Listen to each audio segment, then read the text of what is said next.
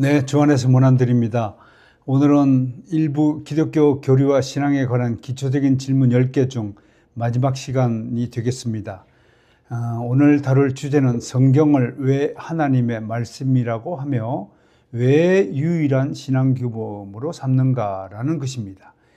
이를 알기 위해 먼저 우리는 성경을 사랑하고 성경을 신앙의 절대적 규범임을 믿고 실천한 종교개혁가들의 헌신을 알아야 하겠습니다. 역사적으로 종교개혁은 성경을 훼손한 일에 대한 고발로 출발했습니다. 우리의 종교개혁가들은 성경을 훼손한 로마 가톨릭 교회에 맞서 제일 먼저 성경의 최종적 권위를 회복하기 위해 애를 썼습니다. 그런 노력들을 하나의 구호로 나타낸 것이 바로 잘 알려진 솔라 스크립투라입니다. 알다시피 종교개혁은 마르틴 루터로부터 시작되었죠. 1517년 10월 31일 독일 비텐베르크 교회당의 로마 가톨릭 교회가 잘못하고 있는 것들을 95개 조항으로 정리하여서 대자보를 붙이면서 시작된 것이죠. 이후 그는 1521년 1월 3일에 로마 가톨릭 교회로부터 출교 조치를 당했고요. 곧이어 같은 해 4월 17일에는 신성 로마 제국의 황제이자 독실한 가톨릭 신자였던 카를 5세로부터 소환을 받고 재판정에 출두한 뒤 종교개혁적인 모든 주장을 철회하라는 요구를 받자 황제 앞에서 이렇게 당당하게 외쳤습니다. 성경의 증거와 명료한 이성에 비추어 저의 유죄가 증명되지 않는 이상 저는 교황들과 교회 회의의 권위를 인정하지 않겠습니다. 이렇게 루터의 양심은 오직 성경에 매여 있었고요. 이것이 종교개혁의 핵심이 되었습니다. 그의 이 소신은 2년 뒤 소위 제1차 취리 논정을 알려진 회의에서 츠빙글리가 작성한 67개 논제에 그대로 담겼습니다. 츠빙글리는 처음 15개 조항을 모든 논정의 최종적 기준은 교회의 승인이 아니라 복음, 곧 성경이 되어야 함을 거듭 강조했습니다. 그는 이곳에서 모든 진리는 명백하게 복음 안에 있다라고 말하면서 우리에게 오류가 없고 편견도 없는 유일한 재판관은 교황이나 교회 회의가 아니라 거룩한 성경이라고 천명했습니다. 이어서 칼빈은 그의 기독교 강요 제1권 6장에서 9장까지 이르러서 하나님의 말씀으로서의 성경의 위치와 권위 및 그 특성에 관해 집중적으로 다루어 놓았습니다. 그에게 있어서 성경의 권위는 인간의 논정이나 교회의 승인에 근거한 것이 아니라 근본적으로 성경이 하나님으로부터 나왔다는 믿음을 우리에게 일으켜 주시는 성령의 내적 정은에 근거한다고 하였습니다.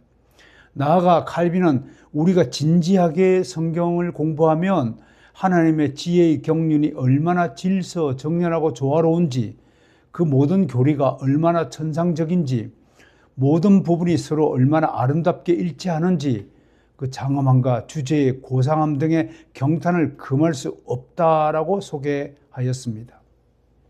한마디로 우리 믿음의 선진들은 하나같이 성경을 무오한 하나님의 말씀임을 믿고 따랐으며 성경이 가라면 가고 멈추라면 멈추는 신앙을 유지하였습니다. 우리 믿음의 선조들의 이런 각고의 노력에도 불구하고 안타깝게도 성경에 대한 비판은 종교개혁기를 지나서부터 서서히 고개를 들기 시작했습니다. 특히 성경 무오성에 대한 본격적인 비판은 18세기 이후 계몽주의로부터 시작되었습니다. 이들은 스스로 인간의 자유와 자율성을 주장하면서 하나님의 간섭이 없는 인간만의 세상을 희망했습니다. 대표적으로 이마누엘 칸트라는 철학자가 있었습니다.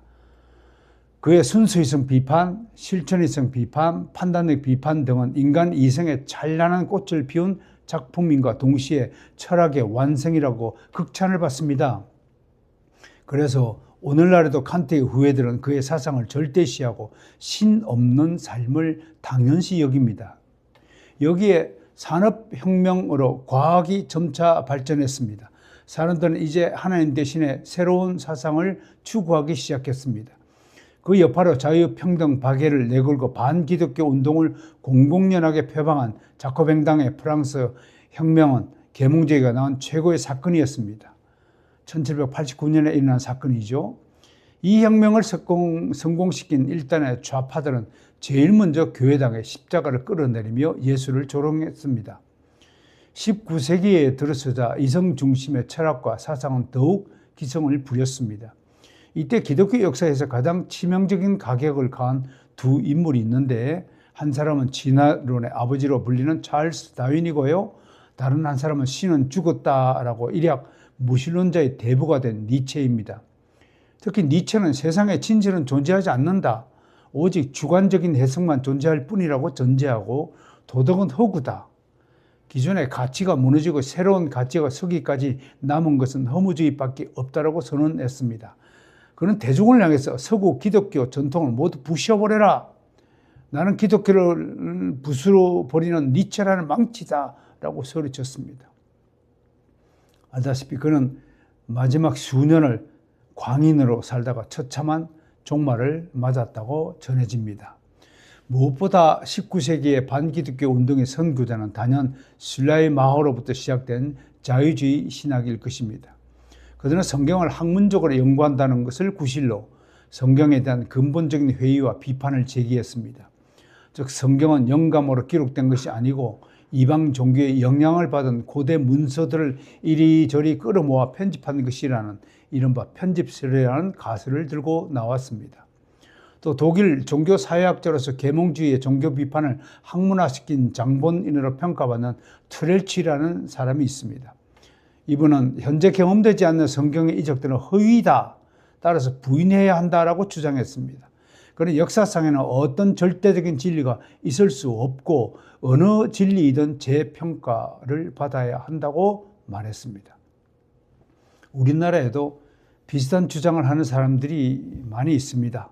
어떤 이는 성서에는 주변적인 것과 중심적인 것이 있다고 전제하고, 성서는 성령의 영감으로 기록되었으므로 중심적인 것, 즉 교리는 오류가 없지만 그러나 주변적인 것에는 사소하지만 오류가 있다며 성경의 영감과 무호성을 부정하기도 하였습니다. 또 어떤 일은 아예 대놓고 성경은 픽션이자 가짜라고 떠들고 있습니다. 이들 자유주의자의 공격은 지금도 교회 안팎에서 지속되고 있습니다. 이러한 공격에 맞서 세워진 교리가 바로 성경 무호성 교리입니다. 이것은 한마디로 성경은 글자 하나하나에 이르기까지 한 점 오류가 없이 완전한 하나님의 영감을 받아 기록한 하나님 계시의 말씀이라는 뜻입니다.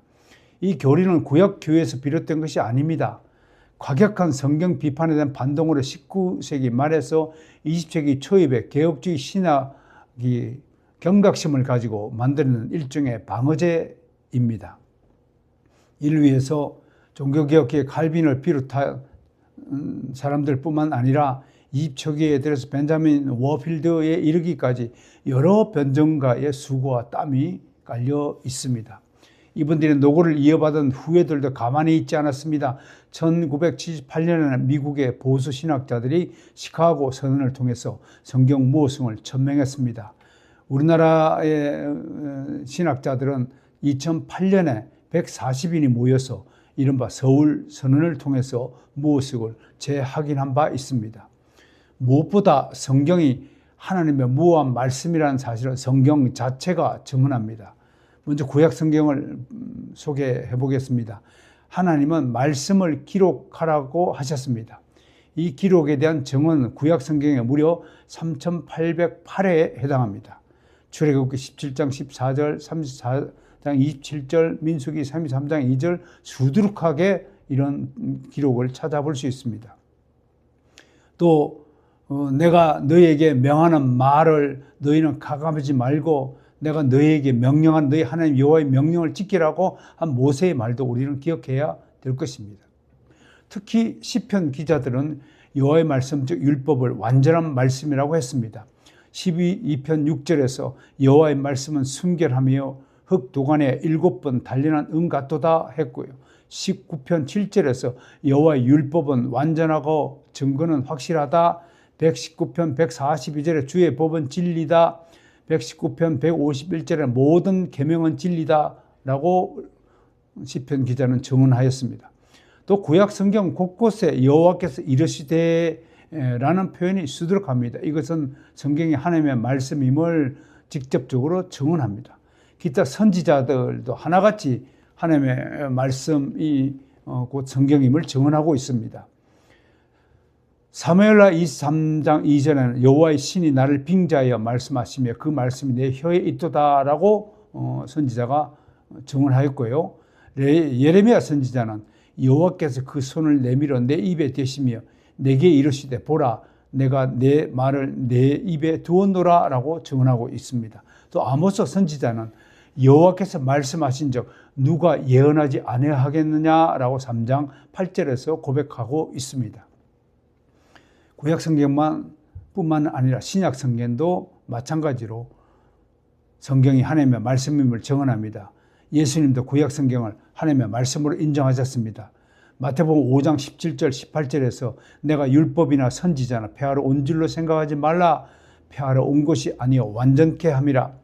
진실로 너에게 이르노니 천지가 없어지기 전에는 율법의 1.1획도 반드시 없어지지 아니하고 다 이루리라 라고 선언하였습니다. 그리고 예수님은 구약성경을 인용하여 마귀를 물리치셨죠. 예수님은 하나님의 말씀이 진리라고 요한복음 17장 17절에서 선언하셨습니다. 저희를 진리로 거룩하게 하옵소서. 아버지의 말씀은 진리입니다 라고 선언하셨습니다.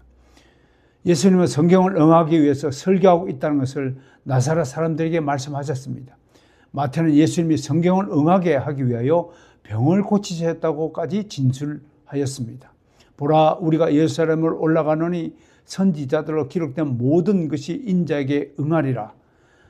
누가복음 18장 31절에 그렇게 되어 있고요. 누가복음 24장 44절부터 47절까지는요. 곧 모세의 율법과 선지자의 글과 시편에 나를 가리켜 기록한 모든 것이 이루어져야 하리라 한 말이 바로 이것이라 하시고 선포하셨습니다.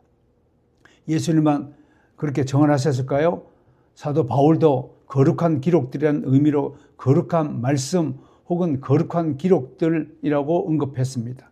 또 하나님의 말씀이라고 했으며 율법도 거룩하며 계명도 거룩하며 의로우며 선하도다라고 로마서 7장 12절에서 선언하고 있습니다. 바울은 기타 서신서에서 구약성경을 83회나 인용하면서 모든 성경은 하나님의 감동으로 된 것이라고 디모데후서 3장 16절에서 선언하였습니다. 바울뿐이겠습니까? 야고보는 온전한 율법이라고 했고 베드로는 하나님의 살아있고 항상 있는 말씀이라고 했으며 또 베드로후서 1장 20절 21절에서 그 유명한 성령의 감동을 이렇게 표현하고 있습니다. 예언은 사람들의 뜻이 아니라 성령의 감동하심을 입은 사람들이 하나님께 받아 말한 것이라고 정언했습니다. 한마디로 성경이 하나님의 말씀이라고 믿는 그 믿음은 인간이 가지고 있는 자연적인 이성의 근거가 아니라 성령의 감동하심을 입어야 가능하다는 것을 우리는 믿게 되었던 것입니다.